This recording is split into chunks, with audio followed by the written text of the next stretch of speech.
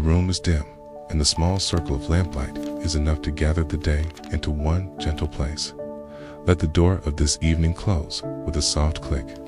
Let the errands and long conversations, the quiet victories and the hard edges of what did not go as planned, settle like dust in a sunbeam and fall out of the air. Feel your body meet the bed.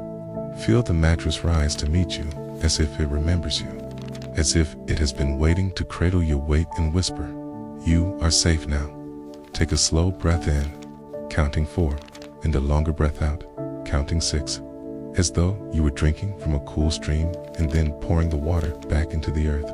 Inhale again. Exhale again. The house knows the hour. The streets hush.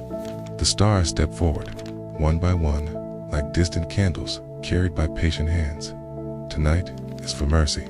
Tonight is for the kind of quiet that does not accuse or demand, but loosens the knot at the center of your chest. You have carried conversations you wanted to redo, in words that were never said, but still echo, in disappointments that sit heavy where your hope wanted to live. Lay them down beside you like coats after a long winter. Touch each one with honest fingers and name it softly. This regret, this fear, this misunderstanding that lived all day like a stone in the shoe of your attention. You do not have to solve them now. The night is not a courtroom. It is a sanctuary. The candles, small flame bows and rises, a slow benediction over everything that happened and everything left undone. Let your breathing become the rhythm of a lullaby. Inhale the fragrance of the evening linen, clean pages, a trace of rain still holding to the window screen. Exhale the fatigue that tried to braid itself into your thoughts. Imagine your worries like paper boats floating on a dark lake. You place them on the surface, one by one, and nudge them away with the gentlest push, and the lake receives them without a ripple. Not because they are not real, but because God is nearer than the lake, nearer than your breath, nearer than your pulse. And He can hold what you cannot. This is the hour to step into the quiet chapel within. There are no pews there, only your heartbeat and the warm light that falls across the floor of your soul. Psalm 23 comes like a familiar song. You do not have to rehearse. The Lord is my shepherd. I shall not want. He makes me lie down in green pastures. He leads me beside still waters. He restores my soul. Hear the words as if they were braided into your name. Green pastures do not mean a life without wild weather. They mean a presence who brings rest even in wild weather. Still waters do not promise a sky without thunder. They promise a hand that steadies the cup when the thunder rolls. Let those words rinse your day. Each sentence, a clear stream over your thoughts. You might remember the face of someone you love, or someone you struggle to love, and the way that face hovered at the edge of your patience today. Hold that face in the warm light. In this gentle room, you do not have to be right. You only have to be willing. Willing to let the one who loves you both speak first. Peace I leave with you. My peace I give to you. Jesus says in John 14:27, not the kind of peace that depends on all the pieces aligning, but the kind that descends like a quiet snowfall in the heart, softening everything it touches. Picture that snowfall now, laying a hush over your neighborhood of thoughts, smoothing the sharp places, covering the stray footprints of irritation and haste. If tears rise, let them. There is a healing that only certain nights can hold, and the pillow knows how to receive what the day could not absorb. Lift your hands as if you were handing a letter to a faithful friend. Pray in a whisper, not to convince God, okay, but to let your own ears hear the truth your soul has been trying to say. Father, I am tired. I release the weight of this day into your hands. Where I was clumsy, forgive me. Where I was afraid, stay with me. Where I was harsh, make me gentle again. Where I was silent and should have spoken, teach me courage for tomorrow. Where I spoke and should have listened, teach me quiet for tomorrow. Abide with me, here, now. Feel your pulse slow under the shelter of that prayer. Imagine his hand resting lightly on your shoulder, the way a mother steadies a child in a crowded room. Sense the room itself relax, the lamp's halo becoming a small moon, the curtains a soft horizon. The work can sleep without you. The inbox can sleep. The unanswered message can sleep. The story of you is not threatened by today's unfinished sentence, because God writes in chapters, and this is the page where you rest between paragraphs. Breathe again and again as your body remembers that you are carried. Now, as the candle trembles and then steadies, speak forgiveness into the space around you like incense. Start with yourself, not because you deserve special treatment, but because mercy has to start somewhere, and your heart is a good, holy place to begin. Say, I forgive myself for being human today. Stay here a little longer. The night will hold your place. Imagine the pages of scripture, like a door left slightly open, warm light spilling through the seam. You do not have to push the door any wider. Just rest by the threshold and feel the glow touch your face. God is not impatient. He knows how long the day lasted. He knows the exact weight of the thoughts you tried to carry. Let the shepherd set them down beside you. Let him spread a simple table in this room, bread enough, kindness enough, grace enough for tonight. You are home. When the room has taken your shape and the pillow holds your breath like a seashell holds the sea, begin to name what aches. This is not a performance. This is confession, is quiet honesty, spoken in the hush between heartbeats. Say the things you were afraid to say out loud, not because God does not know, but because your own voice needs to hear that nothing unsaid can remain. UNHEAL. Ed. Name the fear that has been pacing the hallway. Your mind, fear of not being enough. Fear of the phone call with difficult news. Fear of the future folding itself into a shape you did not choose. Name the resentment that grew like a thorny vine around something you once cherished. Name the disappointment that feels old and heavy, like a suitcase nobody claimed at the station. And then, one by one, carry each name to Jesus and set it into his hands. Picture the hands that touched blind eyes and made them bright. The hands that washed dust from tired feet. The hands that were nailed and still chose blessing. Matthew 11:28 comes like a lantern lifted in a dark field. Come to me, it's all who are weary and burdened, and I will give you rest. Speak your weariness plainly. Do not polish the words. God is not impressed by shine. He is moved by truth. If your prayer is only help or please stay, it is enough. If your prayer is, I don't know how to forgive, it is enough. If your prayer is only the shape of your tears, it is enough. Open a thin Bible in your imagination and let a page turn with the soft sound of a small wing. Read slowly, as if each verse were a warm compress laid over a sore place. Even though I walk through the valley of the shadow of death, I will fear no evil. For you are with me. Psalm 23:4. We are not promised a world without shadows. We are promised a companion within them. The presence of the shepherd changes the temperature of the valley. You may still pass through it, but you will not do so alone. Let that promise sink into the ache in your chest as a seed sinks into earth and begins, quietly, to live. Think of the people who crossed your day. Some were kind. Some were hurried and sharp as winter air. Some forgot to say thank you. Some said thank you, and you were too tired to receive it. Hold their names like smooth stones in your palm, one at a time. Bless them in a whisper.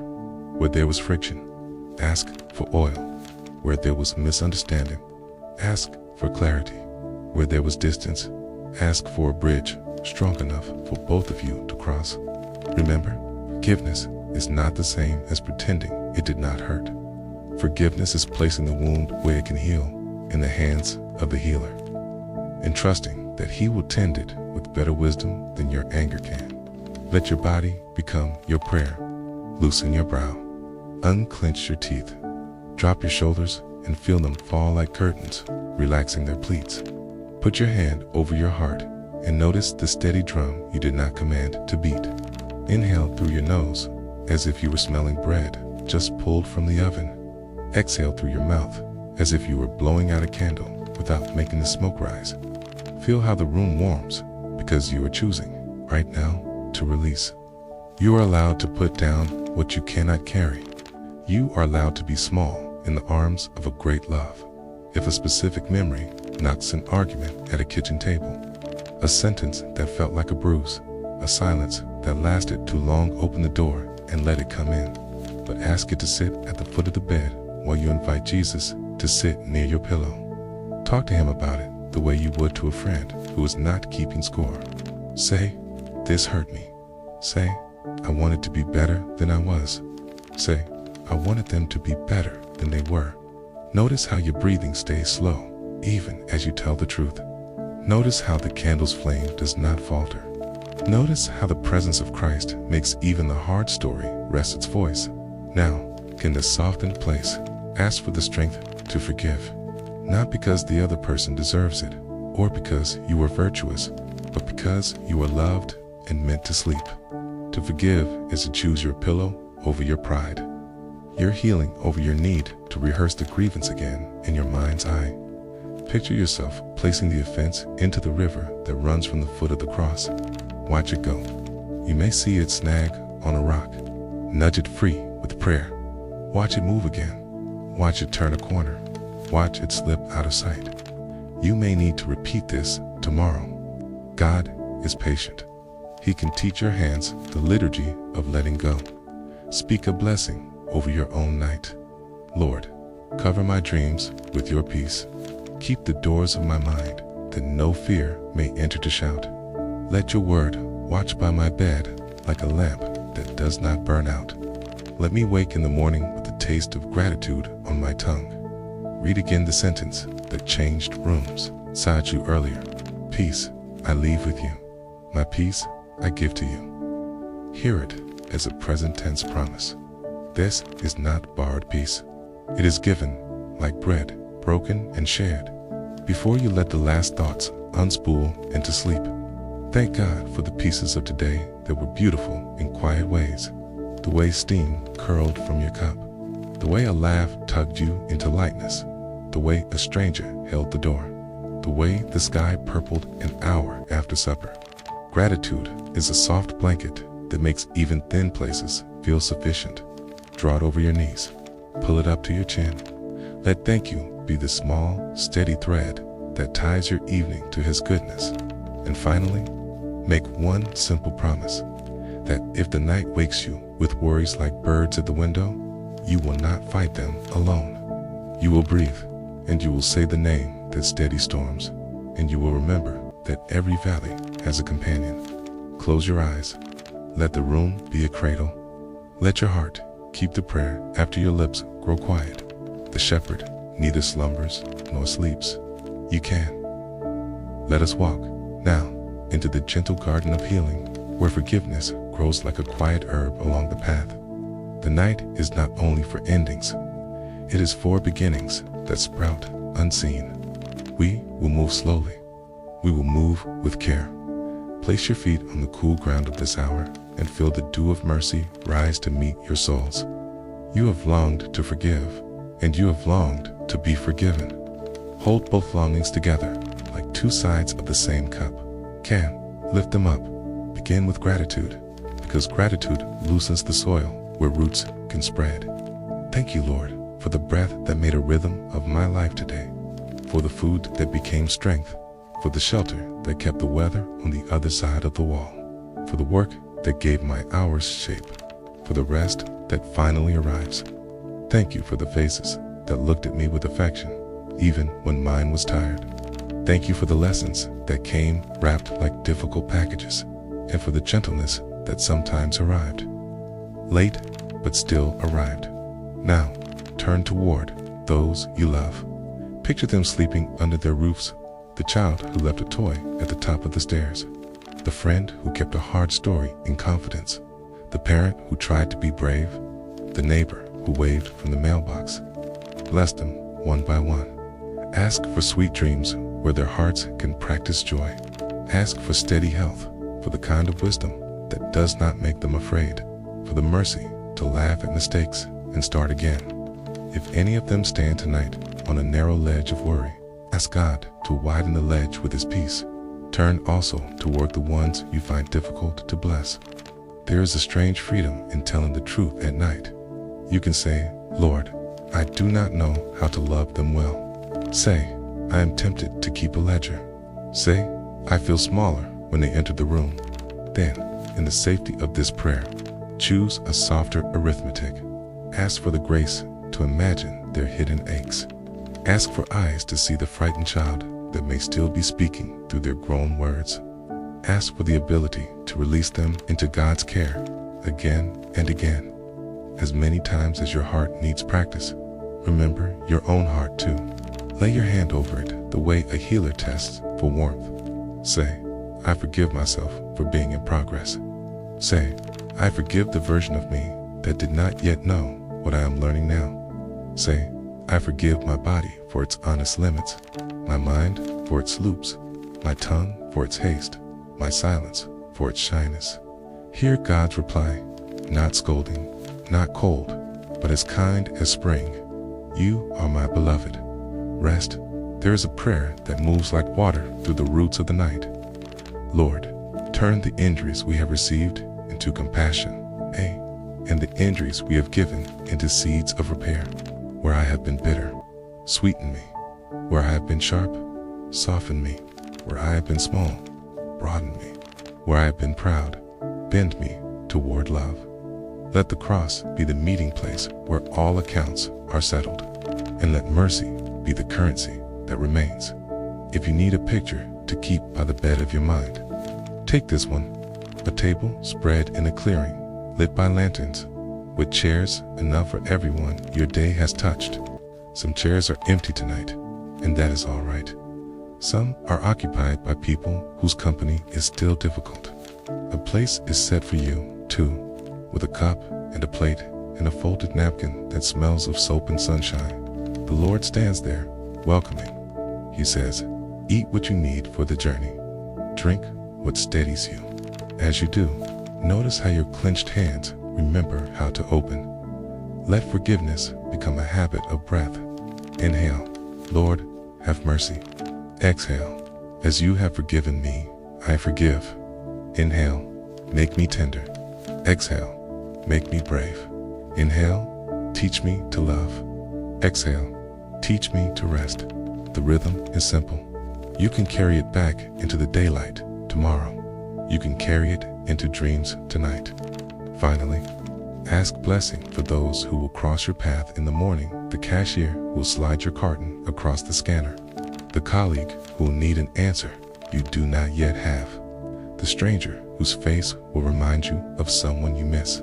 The friend who will text a small question that hides a big ache. Ask for the right words then, or the right quiet, whichever is kinder.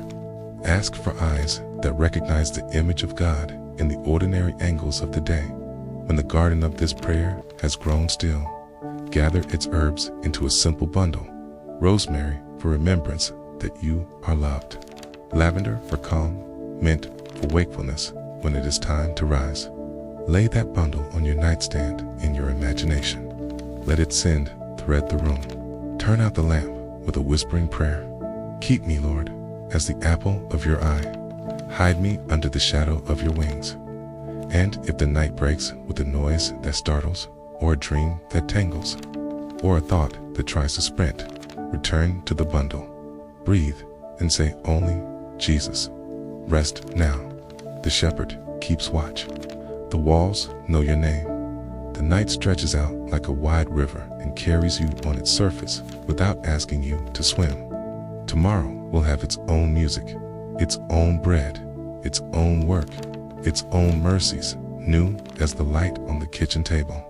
Tonight is for laying down, for letting go, for being held.